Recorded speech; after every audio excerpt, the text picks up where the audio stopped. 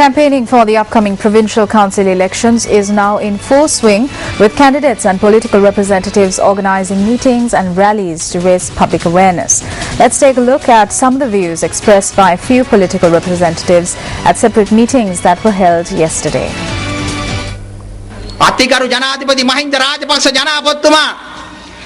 At this instance, I would like to state that as long as His Excellency President Mahinda Rajapaksa is the President, police and land powers will not be given to the provincial councils.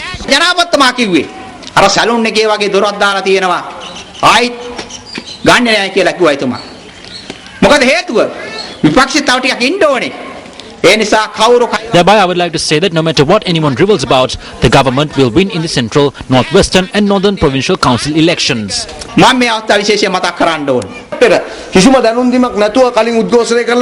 had staged a demonstration without any prior notice being given. There are MPs from the electorate and the political authorities that should be informed prior to a demonstration. Instead of doing this, one or two people from various parties are conspiring to incite the people. It is the people who used to set buses and transformers on fire and destroyed villages that are now talking about rebuilding the country.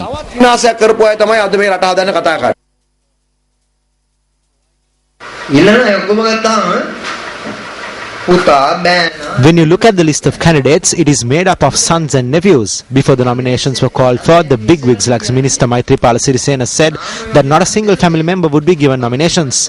So are these sons and brothers who are on the list not their sons and brothers? Is it all a lie? The list is full of relatives.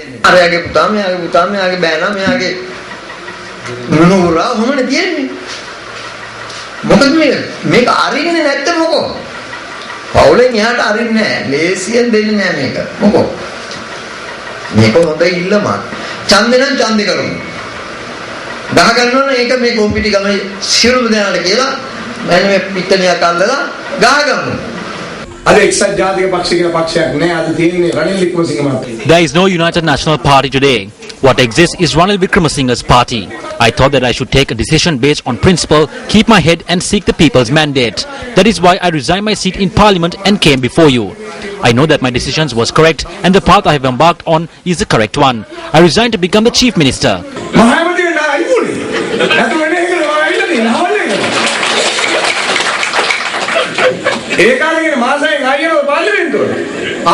I am asking for the Chief Ministerial position in order to work for you for the full term of 5 years. The day's newspaper cartoon is up next.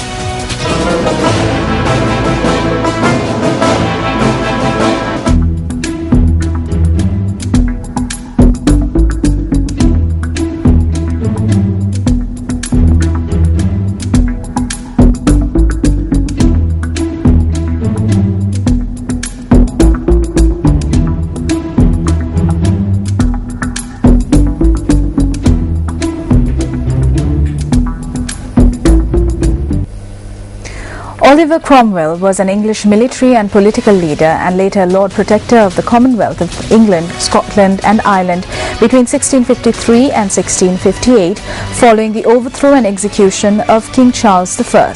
Cromwell was known to his foes as a military dictator and to his supporters as a hero of liberty. It is undeniable, however, that Cromwell played a major role in bringing about the UK's modern system of governance, the constitutional monarchy. Well, tonight on our special segment Words of Wisdom, let's take a look at a famous saying of his.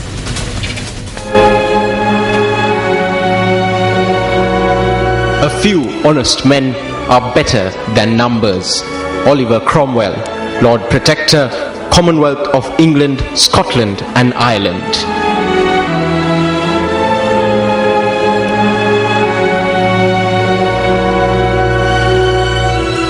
Up next is Action TV.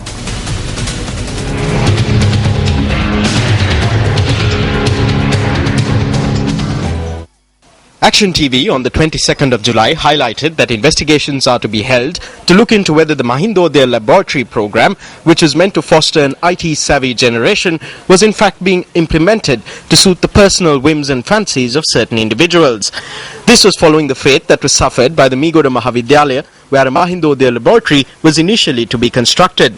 This was formally informed to the school principal by the secretary to the Ministry of Education. Accordingly, the contractor prepared the land for construction by bulldozing the land which had thus far been used for agricultural cultivation by the Megoda Mahavidyalaya upon instructions issued by the Ministry of Education to this effect. After the said cultivation was bulldozed, a sudden condition was imposed by the authorities, who said that if the construction of the Mahindodaya laboratory is to proceed at this school, then the incumbent principal must leave the school. However, since the parents of the students of the Megoda Mahavidyalaya decided to stand up for the principal who had rendered a yeoman's service to the school, this school lost the opportunity of having a Mahindodaya laboratory constructed. Meanwhile, the Ambalanpitiya Mahavidyalaya, coming under the purview of the Dehiovita Kegol Education Zone, was also informed that a Mahindodaya laboratory would be constructed at the school. However, the condition laid down by the Sabaragamu Education Ministry was that the teachers' quarters, which had been built by a donor, and another building which had been built by the parents of the school, be demolished in order to make way for the said laboratory. This decision had been arrived at by the authorities despite being informed that after the entire process, only 60 students would be utilizing the laboratory. In a separate incident on the 9th of this month that took place at the Dharmapala Mahavidyalaya in Ahaliagoda, the deputy principal of the school and 2 other teachers were transferred over an incident that had taken place over the foundation stone laying ceremony of the Mahindodaya laboratory. The incident had been that whilst the national flag was being hoisted on the day, the flag had stopped halfway, leaving it at half-mast. The flag, flagpole and rope that had been used that day were those that had been used by the school every day. Thus, the reason for the flag to have stopped at half-mast may well have been the fault of the person who was hoisting the flag on the day. However, the calamity in this situation is that the foundation stone that was laid on the 9th of this month has now been bulldozed. Even though a rope getting entangled while a flag is being hoisted puts a damper on pomp and ceremony, is the imposition of such ad hoc punishments acceptable? Governor of the Sabaragamu province, this is over to you.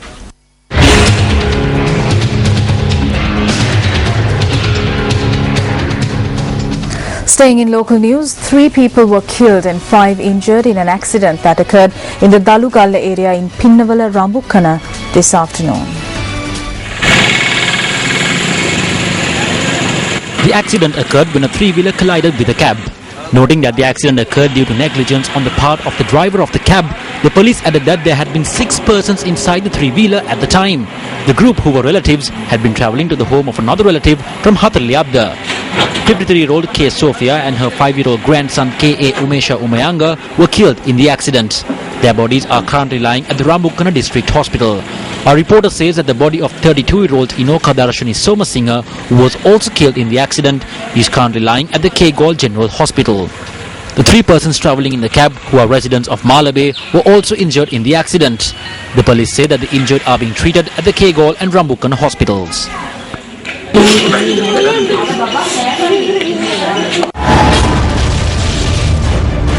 Regulations imposed on numerous occasions for 3-wheeler transportation.